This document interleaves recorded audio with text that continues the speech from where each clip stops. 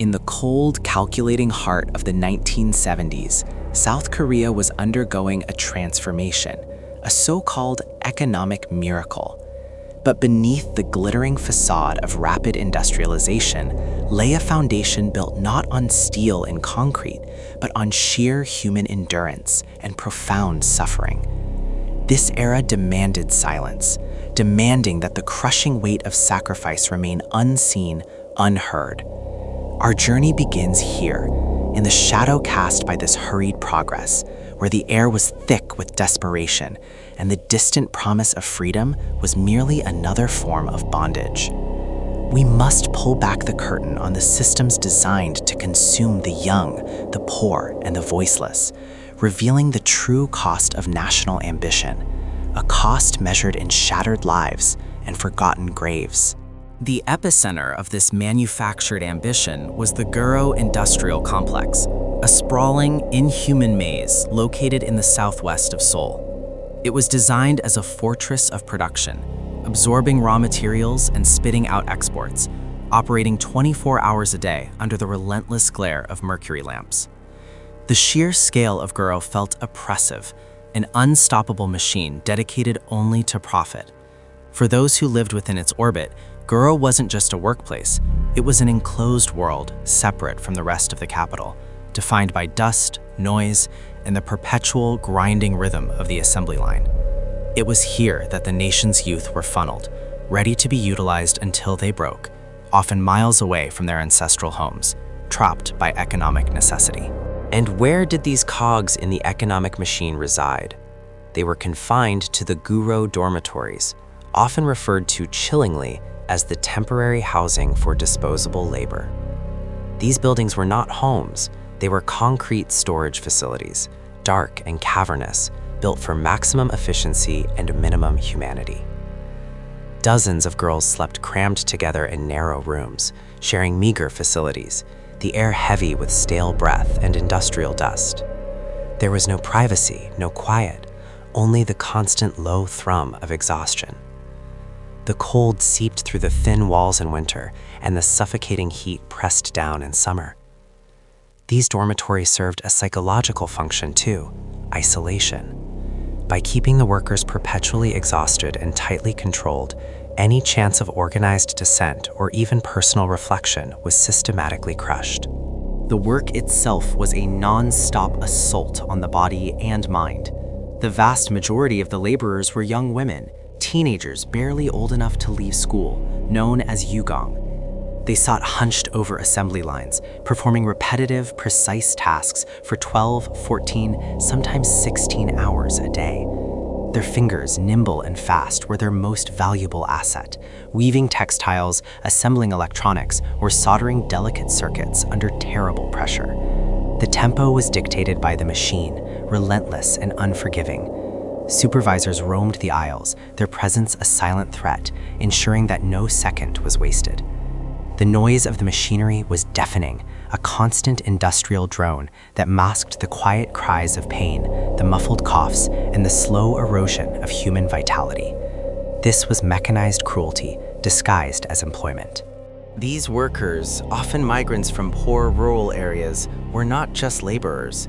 They were the invisible anchors of their families, sending meager wages back home to fund a sibling's education or sustain aging parents. They carried the crushing burden of intergenerational expectation on their young shoulders. Look closely at the faces captured in the few surviving photographs.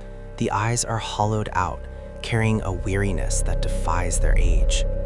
Their youth was stolen by the clock punch, replaced by a steely, grim determination to survive one more shift. They were denied adequate rest, proper nutrition, and the simple dignity of being treated as individuals, reduced instead to numerical inputs in a national economic equation. They were ghosts in training, already fading against the bleak backdrop of the factory floor. The exploitation was systemic and brutally simple. Wages were barely subsistence level, often delayed, and heavily docked for minor infractions or mandatory saving schemes that evaporated upon inspection. Overtime was not optional, it was the norm, enforced through fear and the constant threat of dismissal. The management structure fostered an atmosphere of intimidation, where female workers were subjected not only to verbal abuse, but sometimes far worse, under the guise of maintaining discipline. They signed contracts they rarely understood, binding them to conditions that were physically impossible to sustain long-term. Every aspect of their life, from their waking hour to their meager meals in the communal kitchen, was rigidly controlled, a perpetual state of surveillance designed to maximize output regardless of the human cost. Working conditions were inherently toxic. The air inside the textile mills and electronics plants was saturated with fine dust, chemical fumes, and heavy metal residue. Protective gear was non-existent or inadequate. Slowly, insidiously, the labor began to devour the workers from the inside out. Respiratory illnesses, chronic fatigue, severe dermatitis, and mysterious internal ailments became common. These were not considered workplace injuries, but personal weaknesses or inevitable sicknesses that the girls were expected to endure silently. The medical clinics, often run by company doctors, specialized in quick fixes and dismissals, ensuring the laborers were back on the line as soon as possible, regardless of the underlying debilitating affliction. Their bodies were failing, not suddenly, but piece by agonizing piece, casualties of a war waged against their own health. Beyond the physical decay, the psychological toll was devastating. Isolation from family, the perpetual exhaustion, the deep sense of hopelessness stemming from endless debt, and the inability to escape the dormitory walls created a climate ripe for despair. The young women were stripped of their individuality and future prospects, reduced to robotic movements. Many turned inward, struggling with severe depression and anxiety in an environment where mental health was completely unrecognized and actively penalized as weakness. The weight of societal expectations to send money, to endure without complaint, became an invisible straitjacket. For some, the monotony became a terrifying abyss, the factory noise transforming into a constant aggressive whisper, urging them towards the unthinkable. The pressure cooker atmosphere was designed to break spirits just as efficiently as it broke materials. And then came the deaths, the hushed, unnamed incidents that briefly paused the assembly lines before vanishing from official records. These deaths were often reported as sudden illnesses, accidents, or tragically, suicides, though the true circumstances were far murkier. A young woman collapses after working 72 hours straight. Another falls from a high window, allegedly seeking fresh air, or perhaps seeking cessation. A third is found dead in her bunk, poisoned by unknown chemicals used in production. These incidents were treated with ruthless efficiency by the company and local authorities, cleaned up, documented with minimal detail, and swiftly forgotten. The official narrative was always clean, prioritizing the stability of the export quotas over human truth. But among the remaining workers, the fear was palpable, a chilling confirmation that their lives were truly expendable commodities. The suppression of truth was crucial to maintaining the system.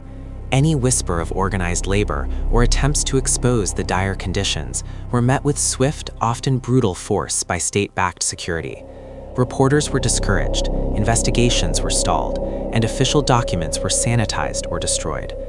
The national priority was output, and anything that interfered with the image of a successful, thriving nation was deemed subversive.